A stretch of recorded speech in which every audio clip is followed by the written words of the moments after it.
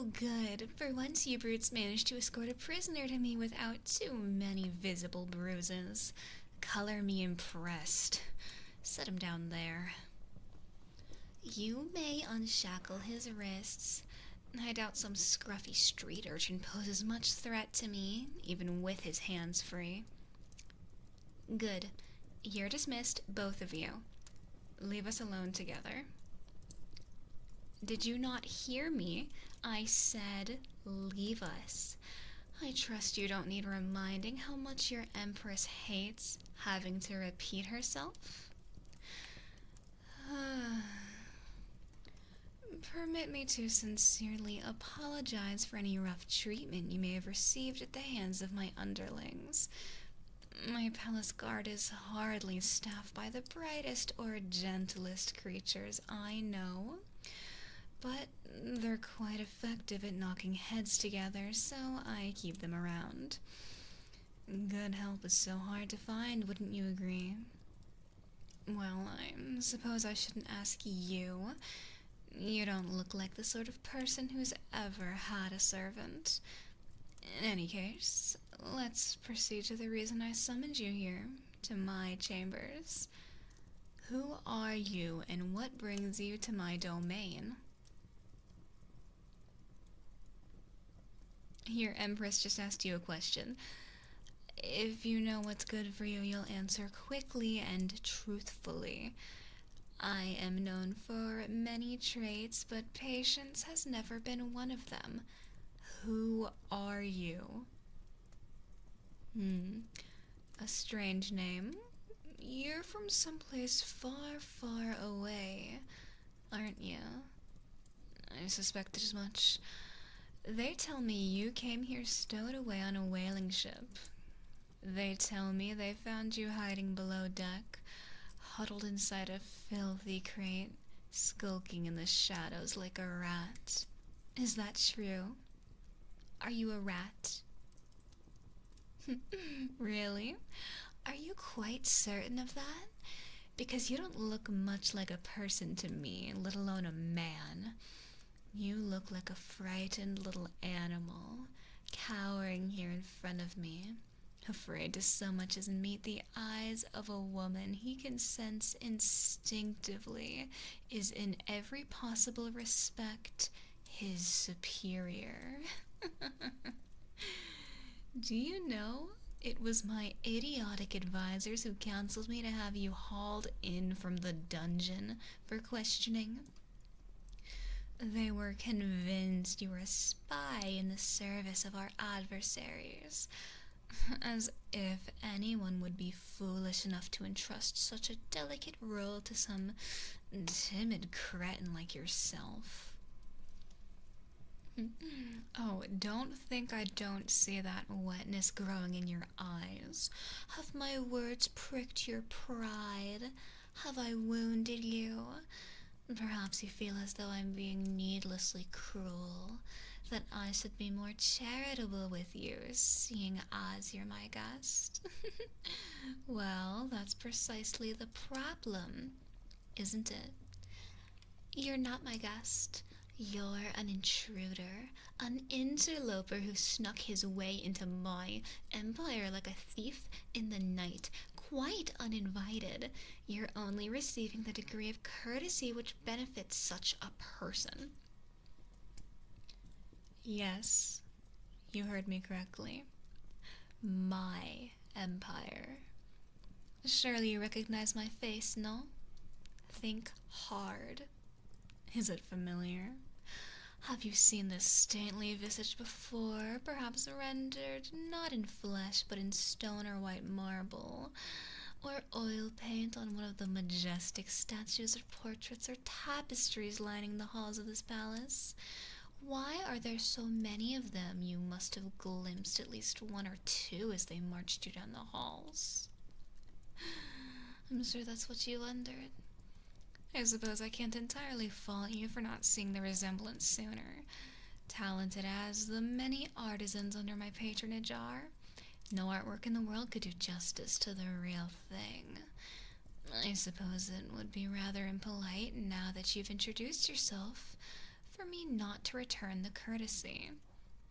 I am the Empress, sovereign and supreme ruler of this realm.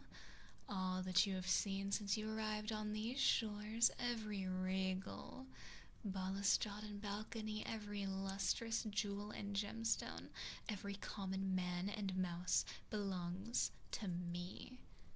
And that, of course, includes yourself. My, there's something very amusing about the way you're looking at me. Your eyes burn with fear and confusion. Those emotions I see all the time in the eyes of my subjects. But in your gaze, they're mixed with something else. What is it, I wonder? Some unspoken earnestness, perhaps a latent, involuntary sense of gratitude that someone as radiant and beautiful as myself is so much as glancing in your direction, let alone speaking to you. That some inconsequential little ragamuffin like you somehow, some way, through the fickle twist of fate, ended up slouched at the feet of an empress. Or is it desire? Look at you squirm. Do I make you uncomfortable? Not enough to mask your emotions, apparently. Or do you simply lack the self-control to do so? You know how serious your predicament is. You know very well that I could snap my fingers should I have even the slightest inclination, and have you locked away in some deep, dark, tiny hole for the rest of your days. Still, you just can't help it. Your infatuation with me is written all over your face. You're love-struck. Don't worry. I have a weakness for flattery, one of my admitted vices, and I'll confess to being a touch flattered. What's more, you've got me in an unusually generous mood, so I'm inclined to forgive your impudence. That is, if you play your part to my satisfaction. Get up, on your feet. Follow me into the foyer. Sit down in the lounge chair. Yes, you have my permission. Go on. Oh, is that a little whine I heard? Is it really so comfortable? Don't answer that. Of course it is. It's plush velvet, probably the softest, coziest thing you'll ever sit on. Certainly, I'll bet it's infinitely more comfortable than the cold, rough, cobbled floor of the dungeon. Let me take a seat next to you. Oh, is that a problem for you? I know it's not a very large chair. It was only built for one after all. I'm so close to you. My body is practically pressing into you. Are you feeling uncomfortable? No, that's the right answer. Of course you aren't. Good boy. You know, I was initially planning to bring you here for a quick chat to appease my advisors and then throw you back down there, but now, against my better judgment, I'm beginning to think I'd like to get to know you better. There's just something about your demeanor I can't help but be fond of, even when that demeanor manifests in such a small and pitiful vessel. Would you like to share a meal with your Empress? You look unsure, as though you're wondering if this is all some elaborate trick. It's awfully cute, I'll concede that, but no tricks, no traps. My offer's purely genuine. Though, of course, no one's forcing you to accept. It's entirely your choice. If you prefer, I can always just call for my men and have them escort you back to that little cell I dragged you out of. And you can dine on whatever maggot-ridden fuel they feed you down there instead. That's what a rat would choose, I suppose. Dining on dirty scraps in the dark. But you said you weren't a rat, right?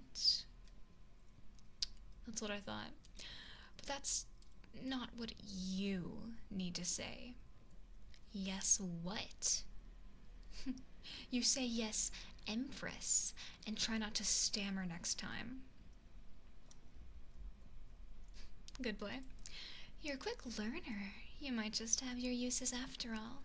Here, you may finish what remains on that plate. You interrupted me in the middle of my dinner, so there's a fair bit left to eat. No, don't apologize, darling. Though I do appreciate the impulse, that servile tone suits you. I'm glad I had you brought here, truth be told. I was dreadfully bored before, but now I have a new plaything, and that's always a delight. Oh, what's that bashful look? Do you not like being called a plaything, or are you just too shy to admit that you do like it? Either way, you do well to get accustomed to the title. It's simply the truth. And I don't know what backwater you crawled out of, nor do I care, but you're in my world now, and everyone here is my plaything. It's only that some are more treasured than others. However, that need not be a bad thing. I treat my pets well as long as they play their little roles and keep me entertained. You only have cause to be worried if you disobey me. I confess I have a bad habit of breaking my toys when they fail to amuse me. Oh, but I'm sorry, I didn't mean to scare you. I can see I'm putting you off from your dinner. Don't be frightened, there's nothing to fear as long as you do as I say. Go on, take a bite. You'll love it, I promise. It's braised sunfish with lemon and clover. Only the freshest, juiciest cuts from the fishmonger's morning harvest, prepared painstakingly by my personal chefs. That particular specimen would fetch a pretty penny at market. Come to think of it, it's probably worth a good deal more than any food you've ever eaten, but here you are enjoying it free of charge as my treat. There are benefits to sharing the company of the Empress. If you serve me well, you'll come to learn that soon enough. Actually, don't use that fork. Put it down. You probably don't even know how to hold it properly. I doubt someone like you's ever taken any classes in etiquette after all. Here, let me put my arm around you and bring you in close. I'll feed you. Open your mouth. Do I look as though I'm not being serious? Ask me such a stupid question again and I won't be so forgiving. I said, open your mouth. There we are. Here comes the first bite. Oh, you look so adorable. My pet eating my food from my fork in my parlor. Close your mouth when you chew, darling. You'll use good manners when you eat at my table if you don't want to eat your next meal off the floor. Oh, it is so tasty, isn't it? Better than you've had in a long while, I know. Here, let me feed you another. Open your mouth again. It's just delightful watching your expression while you eat. You're so hungry, I can tell you love nothing more than to tear into that sunfish with both hands and scarf it all down like a rabid animal. But you won't, because you know you have to be a good boy for me. And that means while you're here, you won't behave like an animal. Unless, of course, I want you to. Do you like me rubbing your back with my other hand? Here, leaning closer. Wouldn't want to spill anything. Have another bite. Do you need something to drink? You must be parched. Have some white wine. I could tell you how rare and expensive this vintage is, but who are we kidding? Someone like you would hardly know the difference. Instead, I'll only promise it'll slake your thirst. Ever sipped wine from a crystal goblet before? You don't have to answer that, darling. Let me just raise it to your lips. Drink as much as you like. The whole thing if you want to. The wine should loosen you up a little too. Take care of that trembling in your hands. Don't think I didn't notice that. Your Empress notices everything. Thirsty, aren't you? Oh, careful. Don't let it dribble down your chin. Let me clean you up. Oh, clumsy boy, you've stained your shirt. Well, it's not like it was in very presentable condition to begin with. We'll need to get you something else to wear. And before that, we'll have to have you bathed.